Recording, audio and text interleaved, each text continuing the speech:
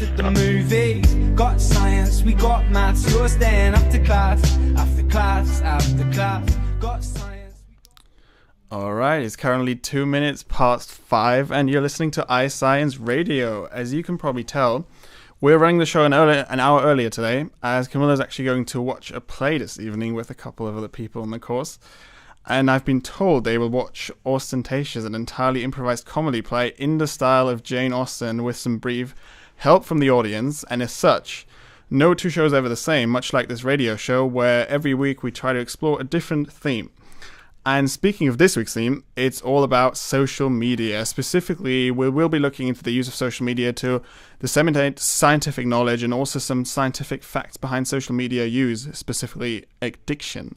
We also feature two guests on our news editor, John, who won't be talking about the news today, but instead his social media skills, and also Emma So, iScience's social media manager.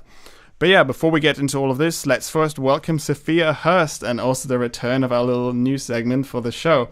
Hello, Sophia. What do you have for us today? Hello. Well, keeping it on brand today, talking about social media, we're going to dive deep into bird metaphors for this one. So perch yourself on your nearest chair and listen in.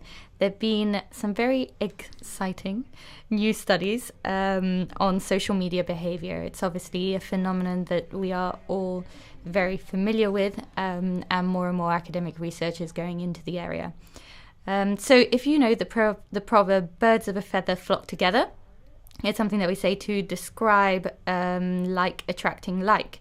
And we're all aware of how this happens online. We're all part of our own little echo chambers. But now new research is looking into this a little bit more deeply and shedding light on how human behaviors do play out online.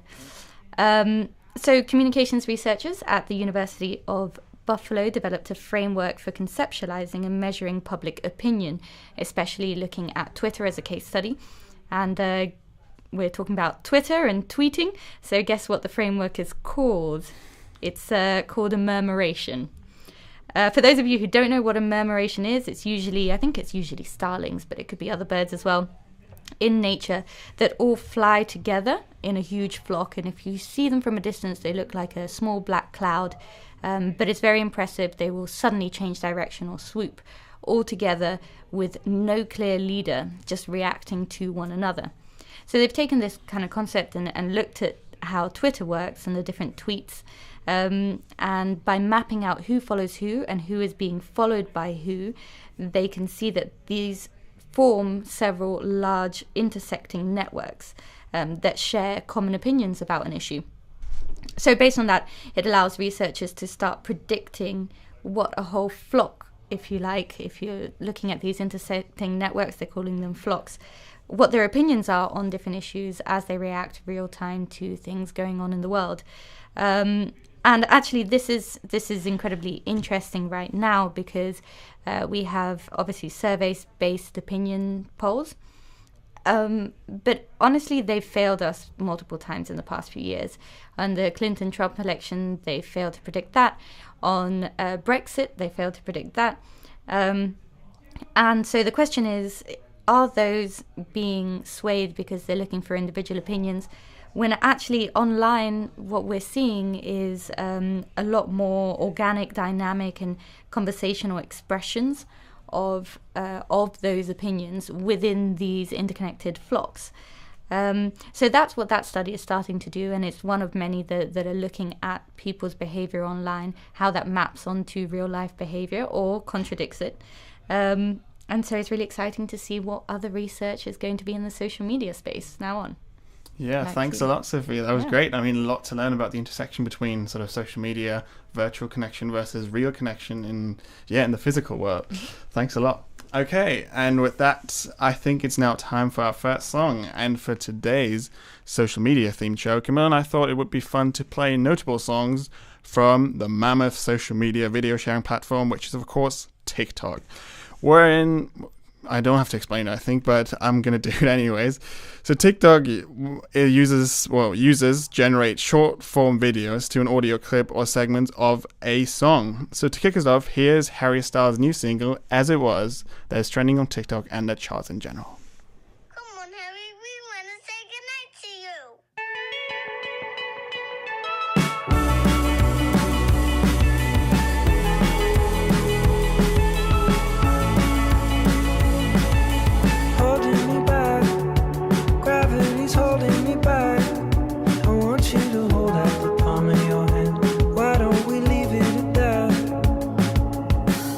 to say when everything gets in the way. Seems you cannot be replaced, and I'm the one who'll stay. Oh, in this world, it's just us. You know it's not the same as it was. In this world, it's just us. You know it's not the same as it was.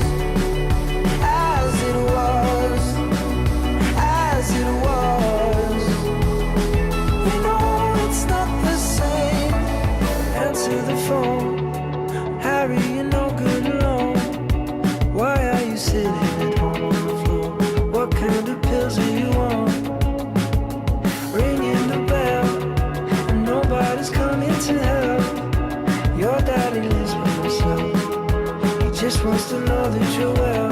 Oh, in this world, it's just us.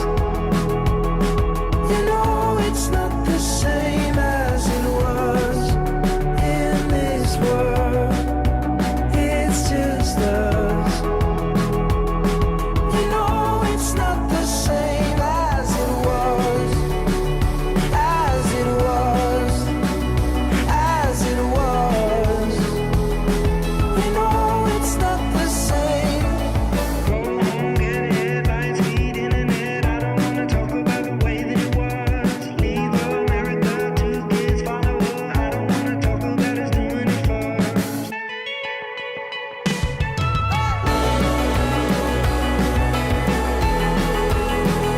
As it was.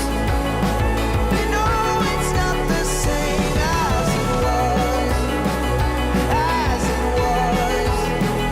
As it was.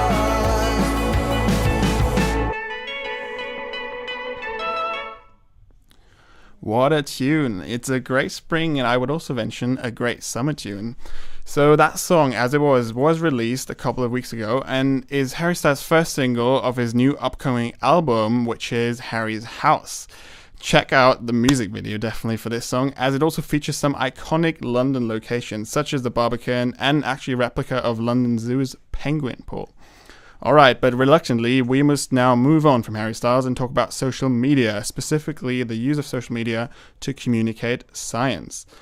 Now, with the pandemic, it is unsurprising, I would say, that the quest to understand certain scientific concepts and fields such as immunology or, say, epidemiology, they actually grew. And given we live in a technically led and media-saturated society, it is unsurprising that a lot of people turn to social media to obtain this scientific information.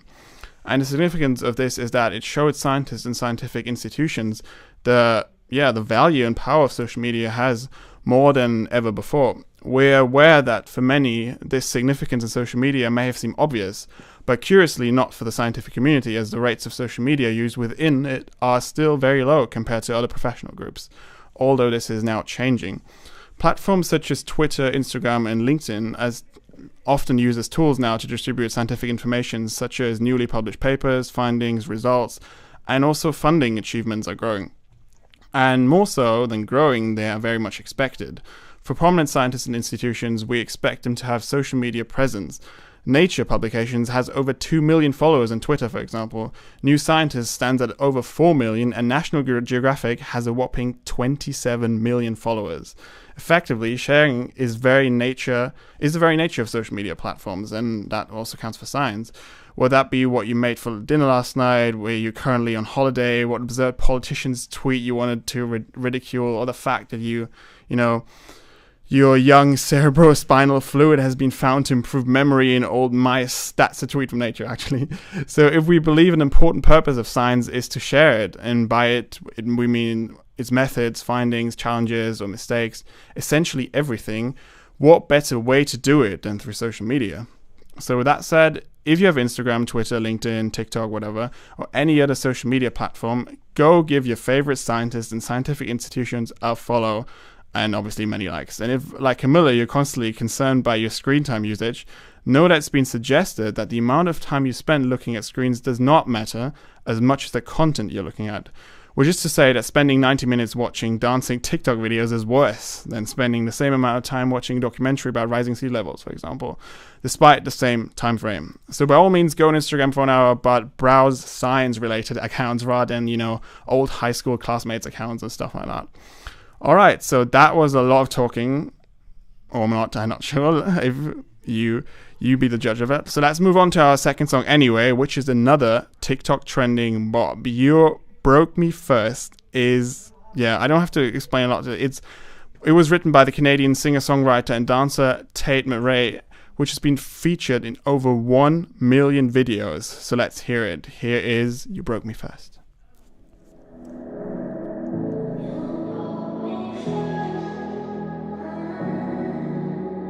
Maybe you don't like talking too much about yourself, but you should have told me that you were thinking about someone else. You're drunk at a party, or maybe it's just that your car broke down, or your phone's been off for a couple months, you're calling me now. I know you like this. When shit don't go your way, you needed me to fix it, and like me, I did. But I've been out of every reason. Now suddenly you're asking for it back. Could you tell me where'd you get the nerve? Yeah, you could say you miss all that we had, but I don't really care how bad it hurts when you broke me first. You broke me first. Took a while, I was in denial when I first heard that you moved on quicker than I could have ever, you know that hurt. Swear for a while I was there on my phone just to see your name, but now that it's there, I don't really know what to say. I know you like this. When shit don't go your way, you needed me to fix it, and like me, I did. But I've been out of every reason. Now suddenly you're asking for it back. Could you tell me where'd you get the nerve? Yeah, you could say you miss all that we had, but I don't really care how bad it hurts when you broke me first. You broke me first. What did you think would happen? What did you think would happen? I'll never let you have it. What did you think would happen? Now suddenly you're asking for it back. Could you tell me where'd you get the nerve? Yeah, you could say you miss all that we had, but I don't really care how bad it hurts when you broke me first. You broke me first.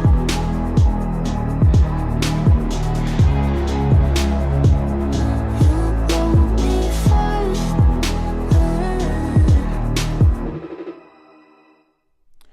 All right, once again, that was You Broke Me First by Tate McRae.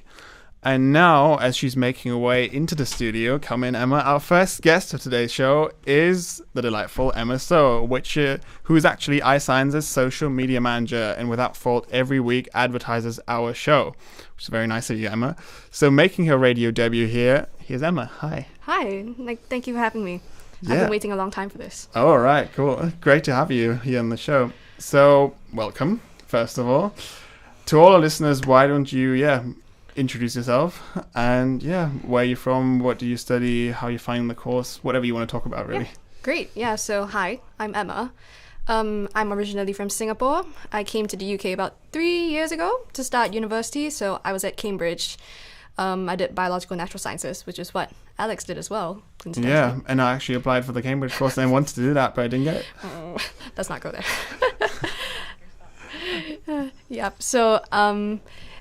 So immediately after graduation, I came to Imperial, started the Masters in Science Communication, and it's really great. Really appreciate how deep we go, both theoretically as well as with all the practical elements that we learn. And it really makes me wish I studied history and philosophy of science or something. As your undergrad? Yeah. That was an option for me in my second right. year. Yeah. But I didn't do it. And now I regret it. No, but I mean, you get all of it now. And yeah, I get the full dose now. I think when I think back, I always think it was good to have like a science background, and now I can venture into all the Yeah, that's also true. philosophy, history, all of that stuff. But yeah, anyway, you're assigned a social media manager. So yeah, what does your job entail? Where do your responsibilities lie? Yeah, so basically, like what the name suggests, I basically look after all the social media accounts. So that's mainly our Facebook, Instagram, and Twitter. Shout out if you haven't followed it yet, please follow us online. And yeah, basically I make like regular posts, just sharing content that's published on the website, as well as promoting the radio show, like what you mentioned. Yes. As well as promoting things like magazine releases, pitch calls when we run competitions, or when we're looking for new articles. Yeah, and basically Canva's my best friend in this Yeah. job. I make a lot of visuals on Canva, and like basically just schedule posts on social media to go out across the week. Yeah, sounds great. It is very much appreciated by us as well. So what made you want to take on this role? So originally, before I came onto the course, I was working with Bluesky, which is the Cambridge equivalent of iScience, so basically a science magazine. Oh. And I was the second communications manager, so the role was just invented the year before I joined. So when I hopped onto the team, more like I applied for it on a whim, thinking that I wouldn't get it, but in the end they were like, would you be willing to come on? So I was sort of like learning on the job. This was during the COVID year as well. So to this day, I've never met anyone who was on the Bluesky team along with me. Oh, Yeah. really? You haven't met anyone? Yeah, I haven't met any of them. So yeah, the job was pretty much fully online, and I wasn't really familiar with sort of the intricacies of social media at that point in time either. So I was sort of making it up as I went along. Yeah. And when I came into the course and started with science communication, I thought it would be great to, just continue seeing how I could continue learning from my previous time in Bluesky, and just using these skills like in a new setting. And I think the fact that iScience has such strong links to like the science communication department has been really helpful as well. So meeting lots of people who are equally passionate about science communication. Yeah, and meeting them in person as Meeting well. them in person, definitely. As well as just people who come with lots of different types of experiences, and being able to learn from them has been really helpful as well. Yeah, so well, speaking of help, do you think that help was actually required? As in, is it a very challenging job? Do we think there are some very challenging aspects to it, or what are the most challenging aspects? I think it's quite innocuous, but probably time management. Yeah. Actually, it consumes a surprising amount of time, like planning and scheduling all the posts. And it's quite spontaneous as well. So even if I pick a day to schedule everything for the week, sometimes new messages will come in, or there are new posts to share. So yeah, just keeping an eye on the accounts and the website quite regularly, and making sure that I'm just paying attention basically to iScience, just across the week. So Yeah, so kind of being ready to react whenever something pops up. having that sort of reflexivity to respond whenever I'm needed. Yeah, that's cool. You have to be like very, very attentive to everything that's happening. So what's now moving on, say, from your working experience to more the more personal side of social media. So, well, first of all, is there one social medium or like one platform that you like to use or work with the most? Really good question. I think I probably use Instagram the most. I think that's what I'm most familiar with as well. Probably just grew up with that. So, and also just appreciating like sort of the creative freedom that comes a bit with Instagram, where all the Canva skills come in handy. Oh yeah, they do. Yeah. And I think not so much as like least favorite, but probably the one I'm least familiar with in a personal capacity would be Twitter. Just because I don't have my own Twitter account. But I've never used Twitter actually. yeah, it's a bit of a mystery. Yeah. And Kamal has neither. Yeah. Interesting. It's just a bit of a mystery. Like, I think like sort of how do you play the Twitter game kind of mystery that just judging from the things that come up on the iScience Twitter feed, I'm like, well, this is really interesting. Actually, if I learned how to like properly commandeer Twitter, it would be pretty fun, actually. I think. And I think kind of each social media platform has its own sort of gameplay and its own sort of set of rules that you have to follow, and you have to really get into it. Some people are better at certain ones than others. And I think it's just really exciting to see also how people behave differently in or online compared to real life. It's like what do you think about Twitter in general? Do you think it's like some of the stuff that's going on is really off limits or somewhere? I think just from the iScience Twitter and whoever that we follow, it's mostly people within the Imperial community. Yeah. So you hear a lot of scientists commenting on like new research at the college, or perhaps like moving to different jobs, or talking about their experiences, both positive and negative, in like research labs. And it's really interesting to see how people respond to what people say on social media as well. And yeah, it really does feel like a really big like academic community that exists on Twitter. But I guess this is quite limited to like just the Imperial sort of UK sphere to a certain extent. Yeah. So yeah, quite interesting to see what it would be like if I ventured beyond the Imperial sphere of things on Twitter. Yeah, and then it will probably get a bit like more chaotic, Yeah. crazier. Yeah, so interesting. But we've been talking about social media, what specifically now, but it's also interesting just to hear from your like personal life, any other stories, something exciting that you want to share. Really great question. I've been sucked a bit into like dissertation research recently. So I've been reading a very big textbook on like qualitative methods, but that's a bit sad. So in happier news, I recently was given some instant noodles from Malaysia. So my boyfriend brought them back, all the way back from Malaysia, and he insisted that it's better than what you can find in the UK. I think like a really popular one is like Indomie. Oh yeah. But he insists that it's better. So I tried it the other day, and I haven't quite decided if it really is better. I hope he's not listening today, because he would be very disappointed. But because he brought it all the way. because he brought it all the way. Yes. Like he brought two packets. Sorry, Camilla was just asking how much did he actually bring? Like how Yeah. many? Yeah, it was like 2 packets, so like 10 servings of instant noodles. 10 servings. Yeah. But it's not terrible. It is good, but I don't know if it's truly the best. So maybe one of these days I'll arrange for How like, a often? taste How test. often do you eat them? Probably more frequently than I should, but I've eaten maybe 2 or 3 packs so far, and it's been about a week, so I think that's... I mean, that's okay, I guess. Yeah. Is that okay? I don't I mean, know. you shouldn't have it every day, I guess. Yeah, but not every day. Yeah. Yeah, that's fine. All right. But yeah, I was just like picking up early on the dissertation. I'm just curious, what is your topic again? Oh, yes. So my dissertation is on sort of the science and religion interface, and exploring how specifically Christian scientists may sort of apply like Christian morals or philosophies into their work in labs. So particularly looking at things like research culture or making decisions with their research. Yeah. Still a work in progress. But yeah, hopefully getting It's all there a work in slowly. progress for anyone. Like here on this course, it's very much everyone's very invested in their studies, and yeah, it's so many interesting topics that we have like covered. As you said before, I mean, ScienceCon brings together so many people from so many different backgrounds, and it's just interesting to share, just your ideas and knowledge. Yeah. All right, so finally, as it's tradition for this show, we ask our guests to pick a song for us to play. Yes. So, have you thought of anything? Yes, I have. So I normally listen to a lot of J-pop, so like Japanese songs in my free time. So like I enjoy learning Japanese in my free time. So basically consuming a lot of Japanese media. So that includes music. So recently I've been listening to a song by a band called Official Hige Dandism. So it's a Japanese band, and the song is called Mixed Nuts. There's something quite groovy to it, which I quite like. Please play that. All right, you can do a little introduction and then we'll play it. Yes, so this is Mixed Nuts by Official Hige Dandism.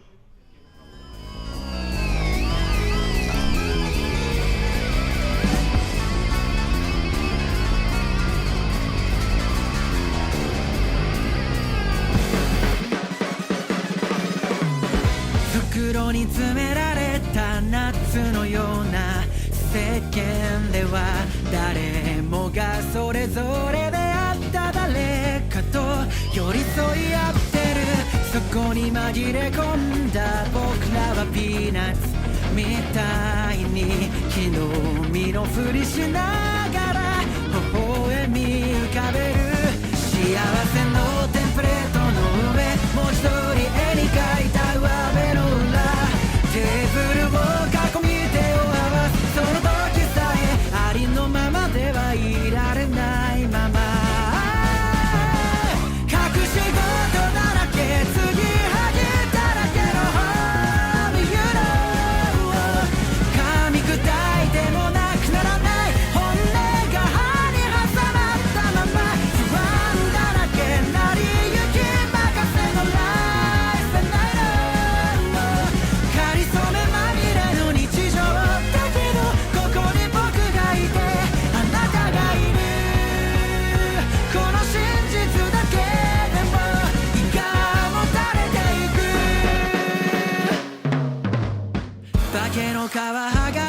た一粒のピーナッツみたいに世間から一瞬で弾かれてしまうそんな時こそ曲がりなりでよかったらそばにいさせて共にいられ揺られ踏まれても割れないからみたいになるから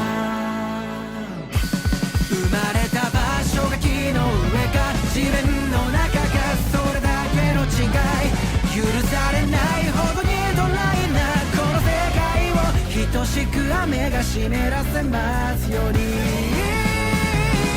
時に冷たくて騒がしい窓の向こう You know 星の一つも見つからない雷に満ちた日があってもいいミスだらけアドリブ任せの勝負だ所詮人影の日常だから腹の中にでも流してねよ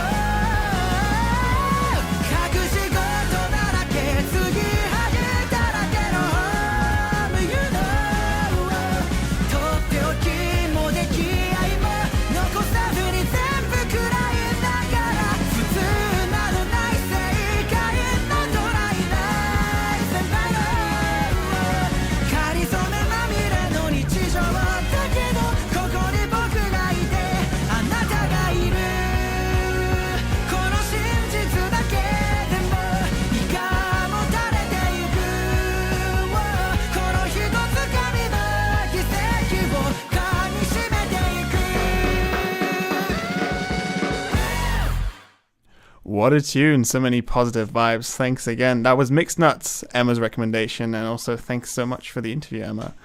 And moving on from one interview to another one, we also interviewed our news editor, John. And we actually pre-recorded it. Actually, well, Camilla did it earlier. And we're just going to play the recording now.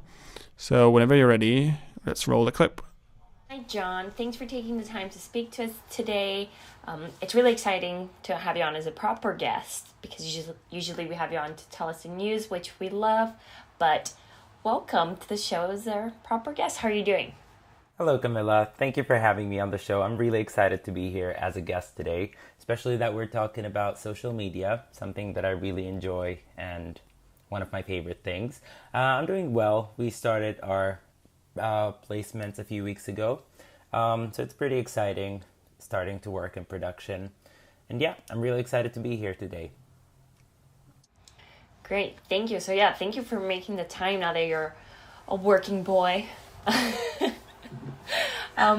Okay, so as you know, this week's episode is all about social media. And honestly, I can't think of social media without thinking of you and your epic Instagram reels. So for those listening who may not know what a reel is, aka my dad maybe, can you just briefly tell us what it is?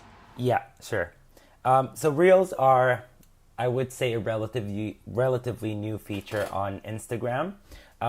It's very similar to TikTok. You simply have a sound, or usually it's like some kind of music, a song, or sometimes some kind of a voiceover. People would make a video and attach it to this sound, and then people watching, like going onto this sound on Instagram, would be able to see their video as well as other people's videos. Usually they can be between 10 seconds to 60 seconds. So yeah, you can use it for marketing, you can use it for your own blog posts, for any various reasons that you think of. And it's so much fun making them, and it's also so much fun watching them. Oh yeah, I'm sure the watching is fun because TikTok is such a major platform. Do you know which one came first? The ones from TikTok or the ones from Instagram? TikTok was the original one. Instagram was, I would say, inspired by TikTok. Other people would say they stole the idea, but I think it's like social media is always evolving.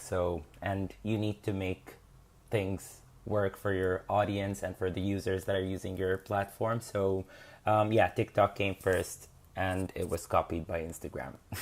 But now I love Reels on Instagram. I don't use TikTok. Yeah, I don't have TikTok, so I really only see any Reels on Instagram, including yours. So you said they can be between 10 and 60 seconds. What do you have a preferred time frame for when you make your own Reels? Yeah, whenever I want to make a reel, I usually go for at least 20 seconds, at most 30 seconds, because I think more than that, if it's not, let's say, a reel that's that's transmitting like serious information or like something that's scientific or something more serious than just blog posts, I think it gets a bit boring and a bit repetitive. So yeah, the type of content that I make is just like things of my daily life, lifestyle, blog posts. I love fashion, so sometimes I try to make something that has to do with fashion. And I think the best time for that is between 20 seconds and 30 seconds. That's my personal view on this. Okay, so the Goldilocks zone of real time. So for a 20 and 30 second reel, how long does it take for you to edit it? Because from your Instagram, like, you have a lot of fast moving shots, so it's not just like one 20-second clip. So how often does it take you to how long does it take you to edit? Well, as you said, it depends on how many shots you want to have in your reel and how intricate and detailed you want it to be. I like to edit to the beat of the song that I'm using. So it usually takes me between, let's say if I'm doing a 30-second one, it usually takes me around an hour to 3 hours to make one. The one that took me the most time to make was the Natural History Museum reel that you can see on my page, and that took me around 3 hours and a half. But like, after all this work, once you see the final result, it's such a great feeling. Oh my goodness, 3.5 hours for a 30-second video. I guess my math is not that great, but is that like a minute per second or something? I don't know. I think it's more, because usually when I look back at the reel that I made, I think sometimes if I'm doing it per beat, let's say if like 10 seconds have like 30 beats within them, I think it would be like 0.02 seconds per shot. And that takes me a long time to cut and to choose what shot I would want to put in this like really short time, if that makes sense.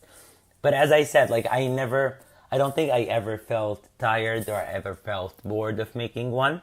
So it's so much fun making them, and whenever you see the final product, it feels great.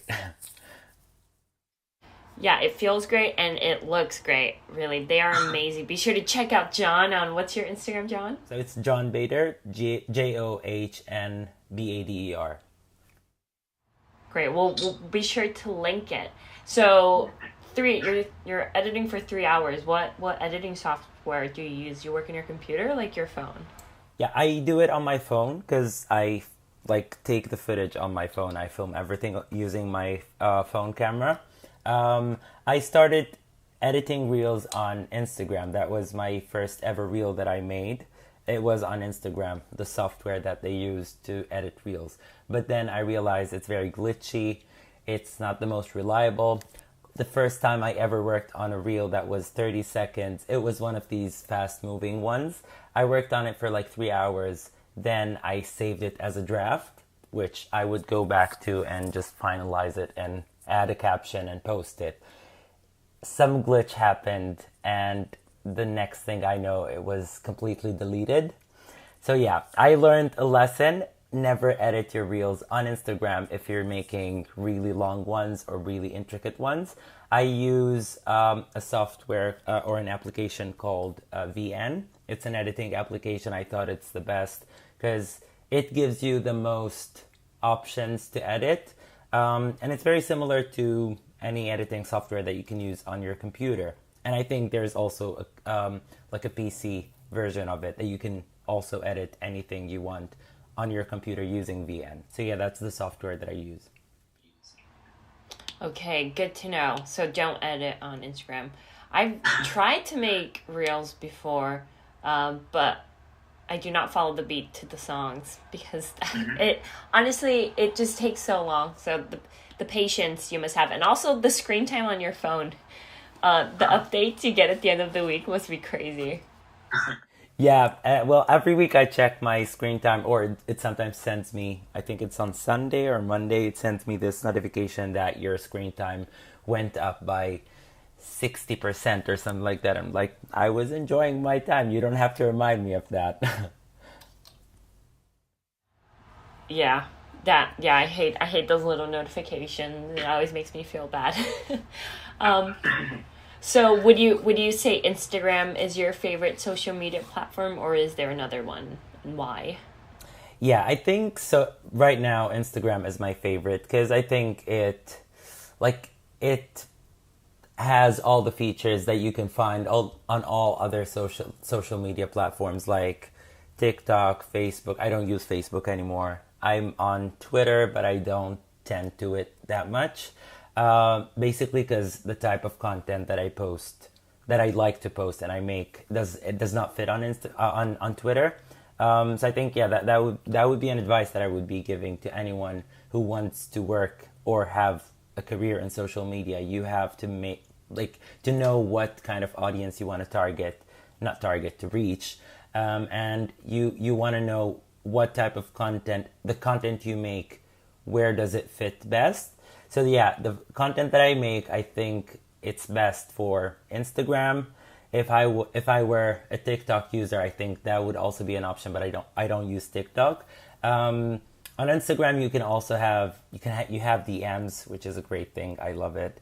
You can send something like Snapchat, like very small snaps that can be deleted after you send them.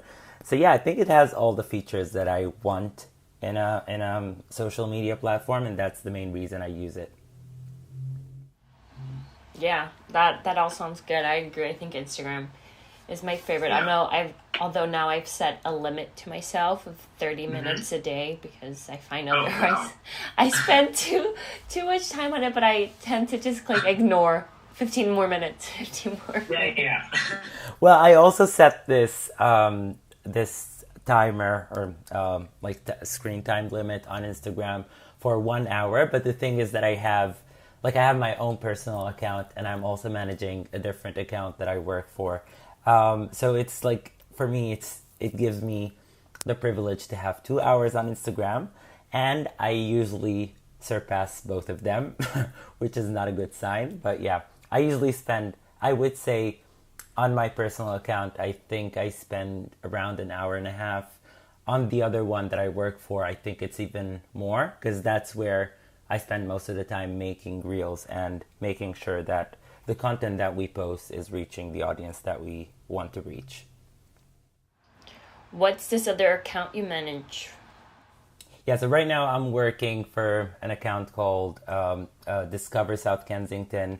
We post content relating to South Kensington, anything you'd like to see in South Kensington. It's mostly cultural and promotional posts. So yeah, if you want to know anything that's happening in South Ken in terms of exhibitions, things to do, you can go to the website of Discover South Kensington, or you can follow us on Instagram, which is also Discover South Kensington. And yeah, that's actually how I started making reels. That my first ever reel was for that page, and then I realized, oh, I love making this, so I started doing reels for myself as well. Oh, that's really interesting. I didn't know that because I did stalk your Instagram, and I was like, oh, he actually started not too long ago. So this makes sense. Okay, so guys, make sure to check out South Kensington, Discover South Ken Instagram page. Final question, John, as we need to move on, but do you have a favorite reel of yours, either on the Discover South Ken page or your own page? Yeah. Well, I think I each one of them has a certain memory to it.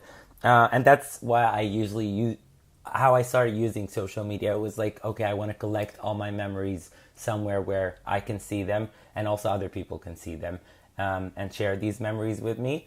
But yeah, my favorite one, I would say, In terms of a good memory, it was the one, the afternoon tea one at the Royal Albert Hall, because I think going to the Royal Albert Hall and experiencing this high tea session that I had was amazing, and that's why I thought, okay, that needs to go on my social, on my Instagram. So yeah, I think that would be my favorite one. My other favorite one from Discover South Ken is the Natural History Museum one, basically because I spent so much time working on it, and then I realized this museum is amazing, and yeah, that's my favorite one. Oh, great. Okay, we'll be sure to check it out. Well, thank you so much, John. This has been great. So nice to hear from such a talented and wonderful individual. Have a great week at work. Thank you for having me. And you too. All right. Thanks for that interview, Camilla and John. And yeah, well, John mentioned that it took him 3 hours to edit a reel of 30 seconds. And we quickly did the maths. That's like 6 minutes of editing for 1 second of the reel, which is just incredible. Yeah, I don't know what to think of that. And I also agree with John, what he said last, that the Natural History Museum is a great place, obviously, for any clip, any social media post. And yeah, now for our fourth song, here is Maniac by Conan Gray. Surprise, surprise, another famous TikTok song. It's a great vibe. Enjoy. Maniac. You were with your friends partying when the alcohol kicked in. Said you wanted me dead, so you show up at my home all alone with a shovel and a rose. Do you think I'm a joke? 'Cause people like you always want back what they can't have, but I'm past that and you know that, so you should turn back to your right back, tell them I'm trash. Tell all of your friends that I'm crazy and drive you mad, that I'm such a stalker, a watcher, a psychopath, and tell them you hate me and dated me just for laughs. So why do you call me and tell me you want me back, you maniac? You maniac. You maniac. You maniac. You just went too far, wrecked your car, call me crying in the dark. Now you're breaking my heart, so I'll show up at your place right away, wipe the tears off of your face while you beg me to stay. Well, people like you always want back what they can't have, but I'm past that and you know that, so you should turn back to your right back, telling I'm trash. Tell all of your friends that I'm crazy and drive you mad, that I'm such a stalker, a watcher, a psychopath, and tell them you hate me and dated me just for laughs. So why do you call me and tell me you want me back, you maniac? You maniac. You maniac. You maniac.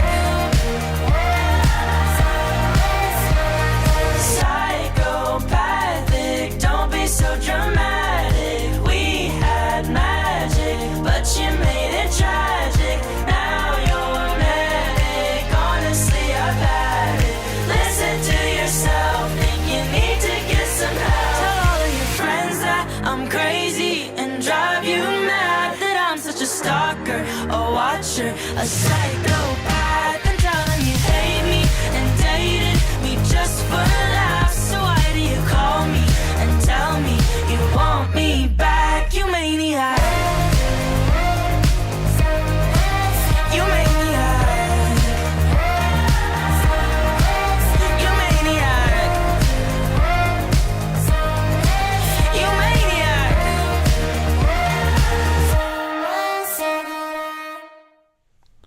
Once again, that was Maniac by Conan Gray, and he's a 23-year-old American artist, and he's got some great songs, including People Watching, so go check him out. From John's love for social media and the sheer joy of making reels onto a matter that we thought is necessary to talk about, even though it may sort of kill the mood a bit, and that is social media addiction. the dark but unfortunately very real side of interactive, digital channels. Although most of the people's daily use of social media is non-problematic, we've talked about screen time, we've heard from John that, well, some people are definitely concerned about their screen time, but there's only really a small percentage of users that become addicted to social networking sites. And studies from the University of Amsterdam reveal that around 5% of teenagers and young adults technically meet the criteria for social media addiction today, or are at risk of such a phenomenon. But you may actually wonder, what does it mean to be addicted? So here's like some sort of a crisp definition of it. So social media addiction is a behavioral addiction that is characterized as being overly concerned about social media, driven by an uncontrollable urge to use social media, and devoting so much time and effort to social media that it impairs other important life areas. And addictive social media use will look much like any other substance use disorder, and therefore can include mood modification, salience, tolerance, withdrawal symptoms, everything like conflict, relapse, you name it. The phenomena of social media addiction can be largely attributed to the same neural circuitry that is caused by gambling and recreational drugs to keep consumers using their products as much as possible. And that actually reminds me of the radio show on games that we had, where we talked about game addiction. And indeed, it's essentially the same brain process, really. According to a Harvard study, self-disclosure in social networking sites lights up the same part of the brain that also ignites when taking an addictive substance. So when we get a notification, such a like or mention, anything, our brain receives a rush of dopamine, and that's a very pleasurable feeling. It sends all that dopamine along a reward pathway, causing us to feel very happy. So social media provides endless immediate rewards in the form of attention from others for a relatively minimal effort, and that perpetuates our social media habit. And research has actually shown that there's an undeniable link between social media use, negative mental health, and low self-esteem. While social media platforms have their benefits, obviously, using them too frequently can make people feel increasingly unhappy and isolated. Social media facilitates an environment in which people are comparing their realistic offline selves to the very much flawless, filtered, and edited online versions of others. So excessive social media use can not only cause unhappiness and general dissatisfaction with life, but also increase the risk of developing serious mental health issues, such as anxiety, for example, or depression. And this is much more problematic in children and young adults because their brains are still developing, and so are their social skills. And research has actually shown that people who habitually use social media from a very, very young age have worse social interaction skills in real life. And if you're listening now to this and may worry that you're addicted because you recognize yourself in some of these habits, I should say really just hold your horses for now. To determine if you're at risk of developing addiction to social media, ask yourself the following 6 questions. Do I spend a lot of time thinking about social media or planning to use social media? Do I feel urges to use social media more and more? Do I use social media to forget about personal problems? Do I often try to reduce use of social media without success? Do I become restless or troubled if unable to use social media? And do I use social media so much that it has had a negative impact on my job or studies? And if you can answer more than 3 of these questions with a clear yes, then that may indicate that there's a presence of some social media addiction. And even if that's the case, there are many ways to help against the problem. We need some sort of digital detox, so to speak, a period of time where you really you significantly reduce the time spent using electronic devices. Could be anything like that, could be a wise precaution to take. This can also include simple steps such as turning off sound notifications and only checking social media sites once a day. Other changes can include having periods in the day where there's a self-imposed non-screen time, for example, such as during meal times, or leaving the phone in a separate room at night so you're not going to be disturbed in your sleep. And this also allows for a restored focus on social interactions in the physical world, obviously, and reduces dependency on networking sites. And personally, I also believe watching TV instead is a good method. And speaking of TV, I guess many of you will have watched the iconic and much beloved Eurovision Song Contest on Saturday night. So our final song of today's show is the UK's entry this year. Both Camilla and I watched the show, and we always do that because we're loyal Europeans. You kind of have to, it's a tradition.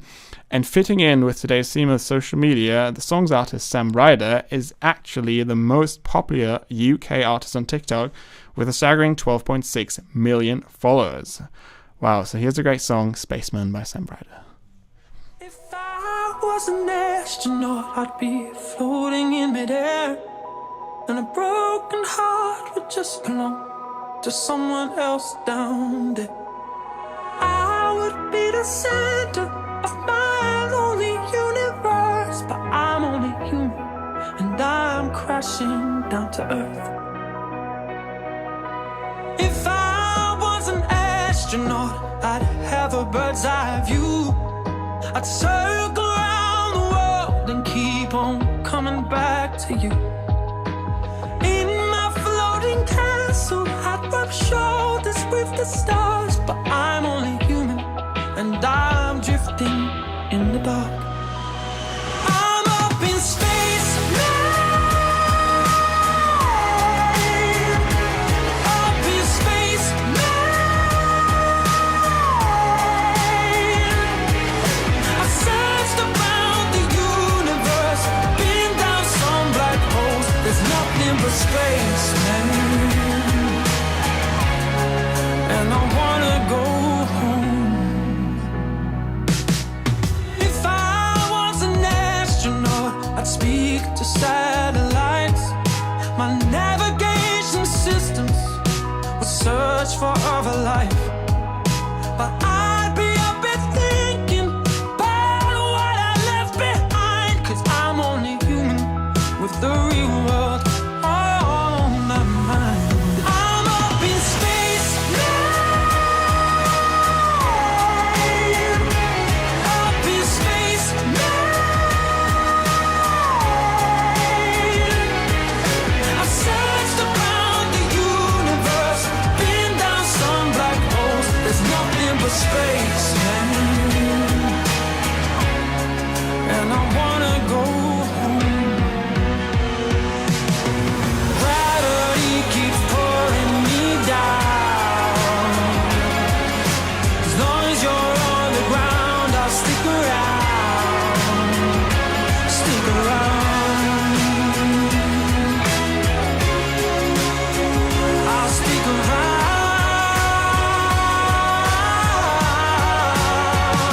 I'm up in space, man. Up in space, man. I searched around the universe, been down some black holes. There's nothing but space, man. No. Oh, I'm in the wrong place. Nothing but nothing but nothing but space. Nothing but nothing but nothing but space.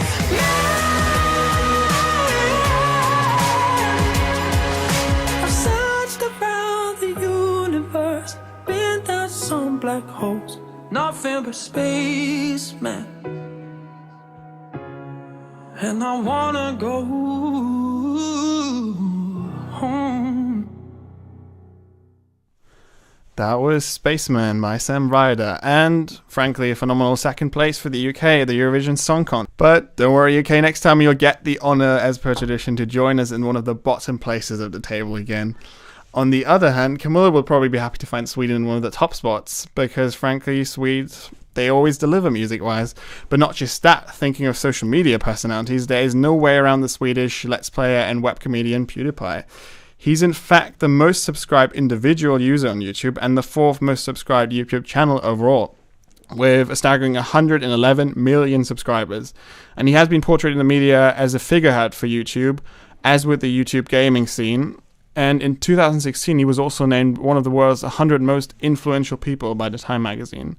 And all of that through being an online personality. Very impressive. So to end on a positive note, just goes to show that there's an enormous potential for social media to be a source of ideas, of inspiration, education, and creativity in our lives. And the ability to connect with people all over the globe is truly astonishing. I hope, given the right balance with physical interactions, social media may just make us what they say they are, more social. And I think that's a goal we should all have in mind next time we log onto our social media sites. So Camilla and I will now log off from this show and wish you all a lovely week. See you next time. Ciao. I got lost on an elephant road, my head spinning, and how time passes, heaven knows. You wake up in a carnival occasion, can't help moving around, the heat blazing. Shared a kiss outside a cash dispenser, and I'm glad that we did. Ignored some stormy weather, you know. Feed a flower, it grows, treat us out with shows. But we could always go to the movies. Got science, we got maths, you're staying after class, after class, after class. Got science, we got maths, stick to the psychopath. Higher paths, just riding past. Yet even modern urban man finds a need for parks with open spaces and green growing things. Now we all know that E equals MC squared, but what does E equal when MC is Q? So we resume this trip with bridges burned. Keep travelling on but to where we're not concerned. Got to know my route round mostly service stations. Can't get complacent while this world's still young. So you can run on ahead, I'll just keep tearing around corners. Taking it in, see me leaping through wardrobes. This race is finished, the crowd cheers, but see the man in the red clutching his water like a trophy. Got science, we got maths, and I don't care about psychology. Got science, we got maths, you know, science like biology. Got science, we got maths, from the reindeer to the wallaby. Got science, we got maths. What? We don't need your terminology. Keep it specific, scientific, you must have missed it. Like deep physics, I mean business, I'm not a businessman.